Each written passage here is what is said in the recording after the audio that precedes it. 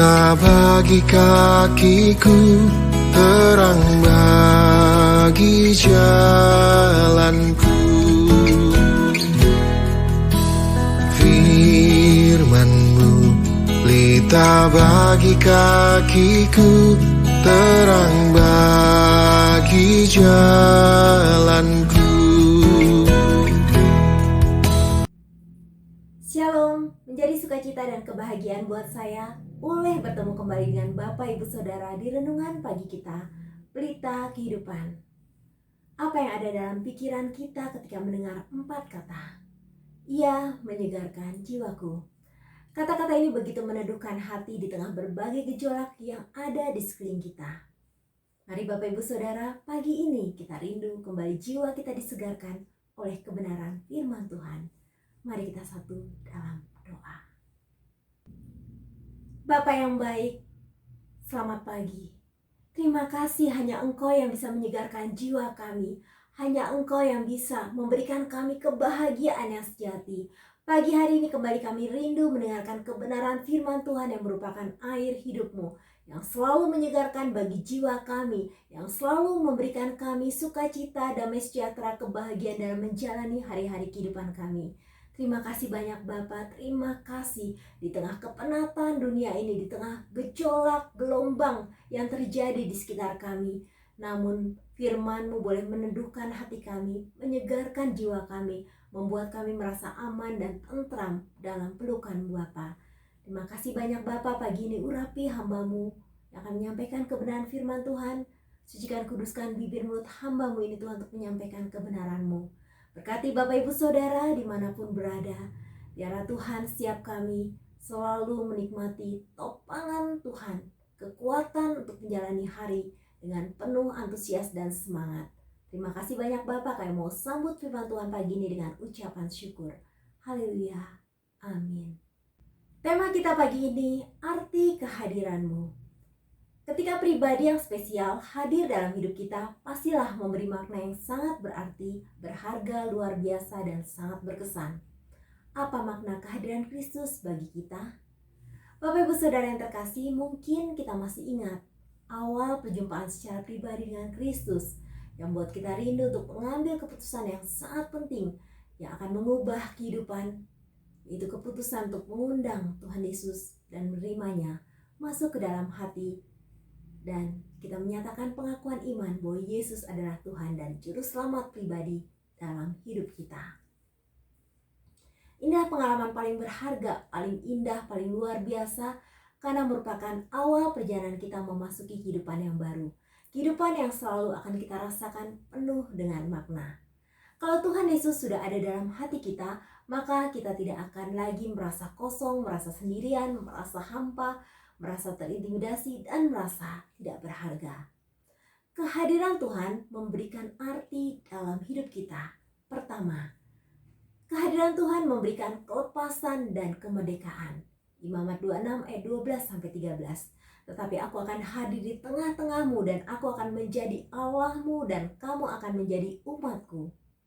Akulah Tuhan Allahmu yang bawa kamu keluar dari tanah Mesir supaya kamu jangan lagi menjadi budak mereka. Aku telah mematahkan kayu kuk yang di atasmu dan membuat kamu berjalan tegak. Hidup dalam penjajahan dan perbudakan merupakan kehidupan yang paling menderita. Bapak Ibu Saudara, ketika kita belajar sejarah tentang bangsa kita, sebelum memasuki masa kemerdekaan, bangsa kita hidup dalam penjajahan, sehingga kita mengenal yang namanya kerja paksa. Pertama, kita mengenal yang namanya kerja rodi. Kebijakan kerja rodi diterapkan pada masa penjajahan Belanda di Indonesia dan dicetuskan oleh Herman Willem Daendels. Dalam kerja rodi ini, pemerintah kolonial menggunakan tenaga rakyat secara bebas, bahkan tidak dibayar sama sekali. Dampak dari kerja rodi ini sungguh menyengsarakan rakyat karena memakan korban hingga mencapai 12.000 jiwa. Kedua, kita mengenal yang namanya Romusa. Ini terjadi pada masa penjajahan Jepang. Kebijakan Romusa diberlakukan di masa penjajahan Jepang di Indonesia mulai 1942 sampai 1945. Romusa atau sistem kerja paksa ini bertujuan memperbaiki perekonomian dan membantu Jepang dalam Perang Asia Timur Raya. Rakyat Indonesia diperlakukan secara tidak manusiawi. Mereka terpaksa makan seadanya dan mengenakan karung goni yang berkutu sebagai alat penutup tubuh, belum lagi jika sakit tidak ada obat. Mereka dipaksa untuk terjun ke medan perang, membangun berbagai benteng, penjara, dan lain sebagainya. Selain menyengsarakan, kerja paksa ini juga menimbulkan kelaparan dan menyebabkan banyak rakyat yang meninggal karena kelelahan. Mewajibkan setiap keluarga menyerahkan anak laki-laki untuk bekerja dengan Jepang. Keluarga harus menyerahkan mereka karena seringkali para pekerja tersebut tidak kembali lagi ke rumahnya. Setiap hari para pekerja terpaksa harus melakukan tugas yang sangat berat. Tanpa istirahat dan makan yang cukup, tubuh mereka pun kurus dan lemah, namun tetap harus bekerja dengan berat. Para tentara Jepang pun mengawasi setiap waktu. Cambuk, pentungan logam, dan berbagai senjata siap diayunkan kapan saja ketika ada Romusa yang melawan, berusaha melarikan diri, atau mencuri waktu istirahat. Ketiga, kita mengenal yang namanya tanam paksa. Sistem tanam paksa merupakan kebijakan yang diterapkan Belanda saat menjajah Indonesia. Kebijakan tanam paksa atau kulturstelsel ini pertama kali dicetuskan Gubernur Johannes van der Bos. Kita bisa membayangkan penderitaan yang luar biasa hidup dalam perbudakan. Bangsa Israel juga mengalami kerja paksa pada masa perbudakan. Dengan mata kepalanya sendiri Musa melihat bagaimana perlakuan yang diterima saudara-saudaranya dari bangsa Mesir. Mereka dipaksa bekerja, dipukuli, diperlakukan dengan semena-mena. Mungkin kita berkata, sekarang kan kita sudah merdeka. Kita tidak hidup dalam masa penjajahan seperti dahulu kala. Lantas apa makna kehadiran Tuhan dalam hidup kita? Arti kehadiran Tuhan dalam hidup kita adalah membebaskan kita dari ikatan dan belenggu dosa, memerdekakan kita dari kegelapan. Kolose 1 ayat 13-14. Ia telah melepaskan kita dari kuasa kegelapan dan memindahkan kita ke dalam kerajaan anaknya yang kekasih. Di dalam Dia, kita memiliki penebusan kita, yaitu pengampunan dosa. Banyak orang yang belum mengalami kemerdekaan. Hidupnya masih dibelenggu dosa, hidup dalam lingkaran setan, menjadi budak seks, diperbudak minuman keras, diperbudak narkoba, heroin, putok, kokain, opium, ganja, ekstasi, morfin, dan sebagainya, menjadi hamba uang dan diperbudak oleh ambisi keserakahan. Bapak Ibu Saudara, hanya Kristus yang sanggup melepaskan belenggu ini. Kehadiran Kristus memerdekakan hidup kita. Hal yang kedua, kehadiran Tuhan menjadi kekuatan dan perlindungan yang sempurna. 2 Timotius 4 ayat 17-18. Tetapi Tuhan telah mendampingi aku dan menguatkan aku. Dan Tuhan akan melepaskan aku dari setiap usaha yang jahat. Dia akan menyelamatkan aku sehingga aku masuk ke dalam kerajaan-Nya di surga. Baginya lah kemuliaan selama-lamanya. Amin. Surat ini dituliskan oleh Rasul Paulus kepada Timotius di bawah perikop pesan terakhir. Surat 2 Timotius ini diperkirakan ditulis menjelang akhir hidup Rasul Paulus. Paulus menyadari kematiannya sudah dekat, oleh karena itu dia berkata dalam 2 Timotius 4 ayat 6, saat kematianku sudah dekat. Dalam 2 Timotius 4 ayat 7, aku telah mengakhiri pertandingan yang baik, aku telah mencapai garis akhir dan aku telah memelihara iman. Sepanjang kehidupan Rasul Paulus, ia sungguh-sungguh menyadari akan arti kehadiran Kristus dalam hidupnya, yang selalu mendampinginya melewati kerasnya kehidupan, yang selalu menguatkan ketika ia mengalami penganiayaan dan deraan. Kehadiran Kristus juga telah melepaskannya dari upaya orang-orang jahat yang ingin mencelakainya dan ingin membunuhnya karena pemberitaan Injil yang dilakukan oleh Rasul Paulus. Kehadiran Kristus juga sudah mengubah segalanya. Hidup seorang Saulus telah diperbaharui dalam sosok manusia baru yang bernama Paulus. Oleh anugerahnya Paulus diselamatkan. Dengan keyakinan yang teguh ia berkata dalam Filipi 1 ayat 21, karena bagiku hidup adalah Kristus dan mati adalah keuntungan. Ketiga, kehadiran Kristus menyatakan kebaikannya yang tidak pernah habis di kehidupan kita. Mazmur 107 ayat 9, Sebab dipuaskannya jiwa yang dahaga dan jiwa yang lapar dikenyangkannya dengan kebaikan. Bapak Ibu Saudara yang terkasih, seringkali kita mengatakan sangat sulit untuk bisa mengerti kebaikan Tuhan di tengah dunia yang penuh dengan tantangan, pergumulan, air mata, dan gejolak. Namun sebagai anak Tuhan, kita mau mengimani dalam keadaan apapun dan di tengah berbagai kesulitan, Tuhan tidak pernah tinggalkan kita. Kehadirannya selalu nyata, yang menyertai, menopang, menguatkan, menghibur, dan memimpin kita melewati badai hidup.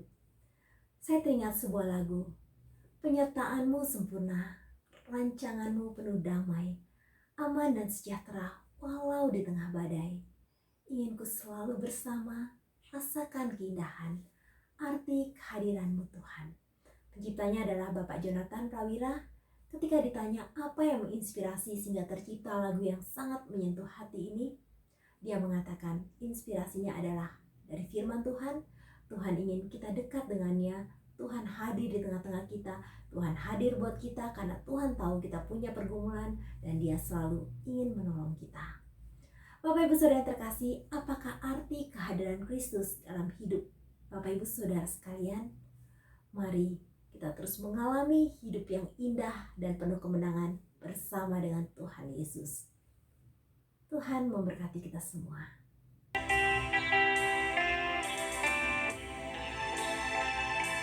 Jamu tak terselami oleh setiap hati kami.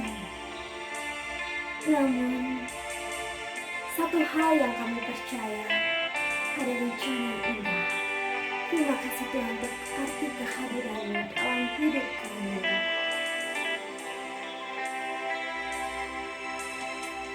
Jalan tak terselami oleh setiap hati kami.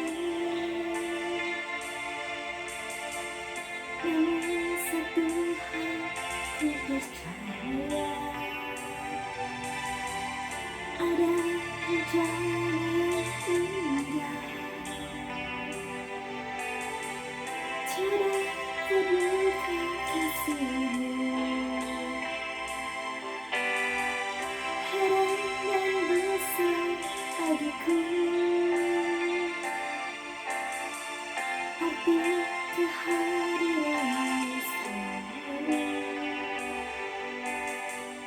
nyata di dalam hidupku. Rencana-Mu sempurna, rancangan-Mu penuh damai, aman dan sejahtera. Oh di tengah badai, inginku selalu bersama, rasakan keindahan hati kehadiran Tuhan.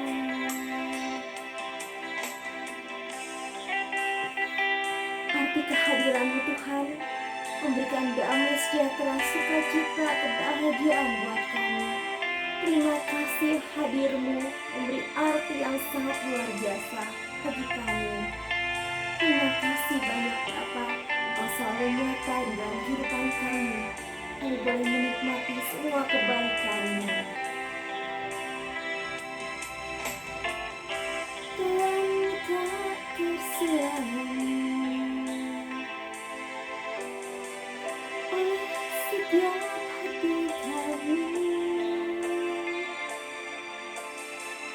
Namun satu hal ku percaya, ada rencana yang indah.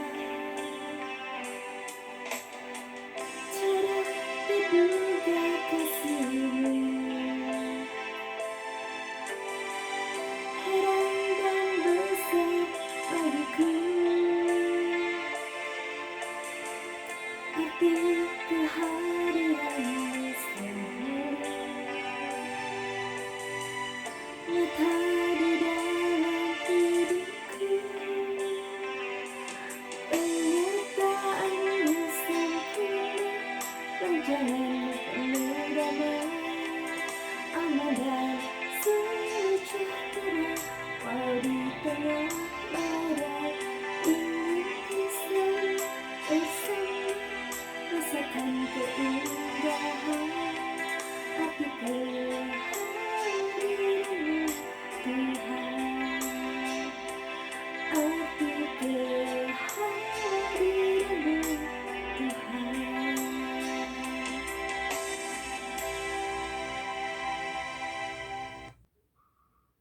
kasih Tuhan, terima kasih untuk kehadiran-Mu di dalam kehidupan kami.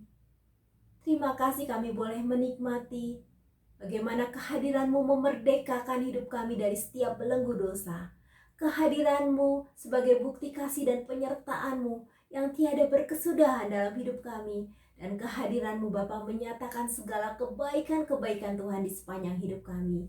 Bapa, jikalau dalam hidup kami merasa kami jauh dari Tuhan, kami merasa kami sendirian menghadapi setiap persoalan dalam hidup kami, pagi hari ini Tuhan kami bersyukur lewat kebenaran firman Tuhan, kami boleh dibukakan bagaimana Engkau hadir dalam setiap saat di kehidupan kami, dalam setiap persoalan yang kami hadapi, dalam setiap tetesan air mata Engkau ada bersama dengan kami.